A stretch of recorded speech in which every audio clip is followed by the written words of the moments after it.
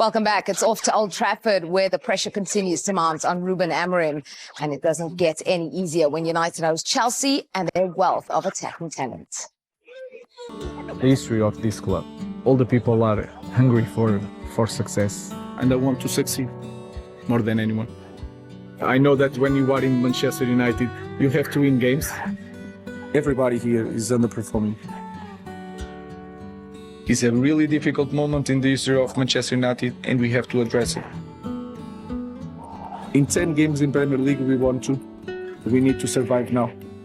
It's a little bit embarrassing to be Manchester United coach and to lose a lot of games.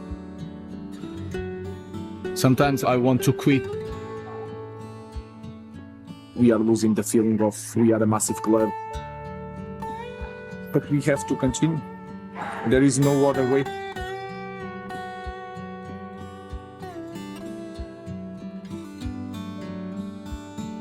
Okay, just how much pressure is he under?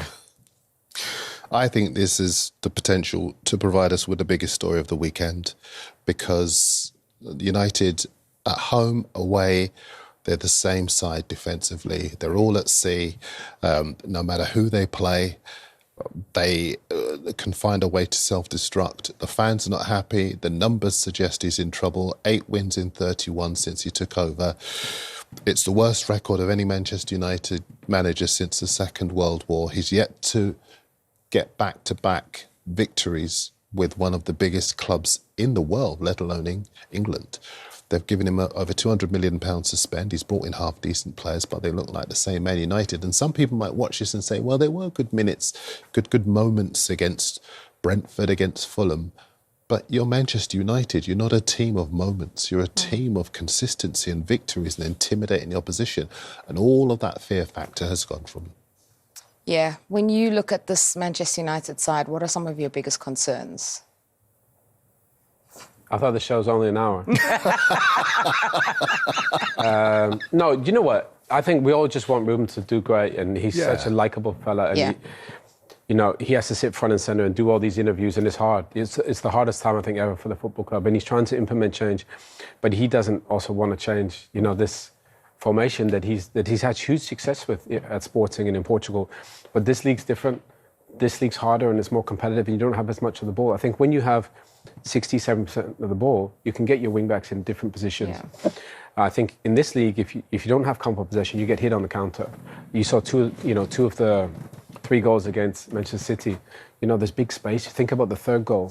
Erling Haaland just walks in.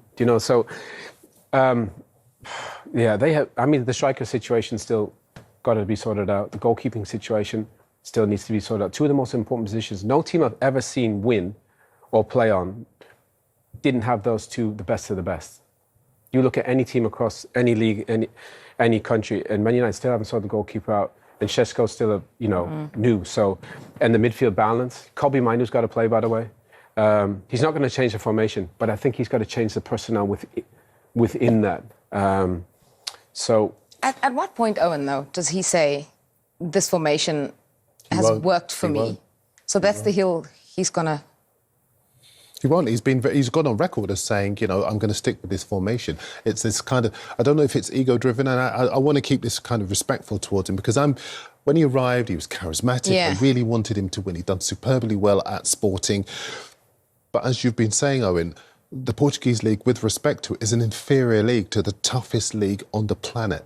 And you simply cannot continue with a system that isn't giving you consistency, that is leaving players out of position and visibly uncomfortable, and that is leaving your goalkeeper time and again exposed.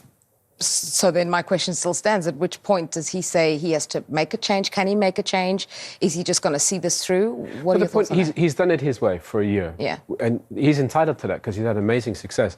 But the thing is, he's done it his way for a year and it hasn't really worked the way he envisioned. So at some point, you're going to have to adjust and go, OK, we'll play the same formation, but we got to tweak the personnel. Kobbie's not really played, Kobbie Mainoo. Kobbie has to play. And then you got to find a solution around, because nobody else is better than Kobbie in there. Then Bruno Fernandes to go play as a number 10. The curious thing I find is they bought 2 fabulous players in Cunha and Mbeumo.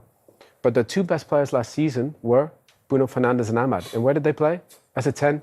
Didn't fix the goalkeeper, didn't fix the striker. So now Bruno's having to play as a defensive midfield player when he's the best creator in the whole division.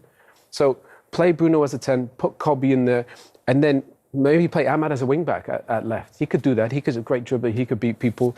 Maybe play Mbeumo at the front. So you got Bruno and Cunha as 2 10s. To me, that works.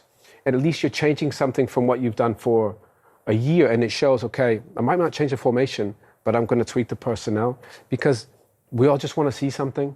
And right now, I don't think we've seen enough to believe that it's going to get better. And I don't arbitrarily say that if they were to lose this one, it could be curtains for him. But if you look at the week we've just had, United have reported record revenues, over £600 million.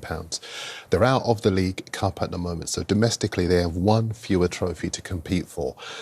They can't be too much more detached from the leaders already and be playing the way that they're playing and him be comfortable in his job. The fans, the clamour from the fans, and people sometimes talk about the media. Social media means that you're being judged in real time. And these are people with either financial or emotional investment in the club who want it to do well.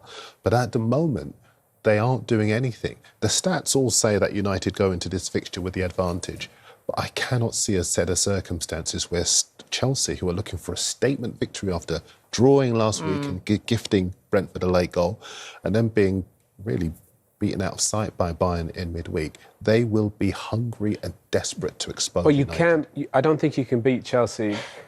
You know, Man United are going to have 2 midfield players in there. They're going to have Caicedo, who's arguably one of the best in the division, in that position. Then they got Enzo Fernandez, who's, you know, playing fabulous, and they got Cole Palmer.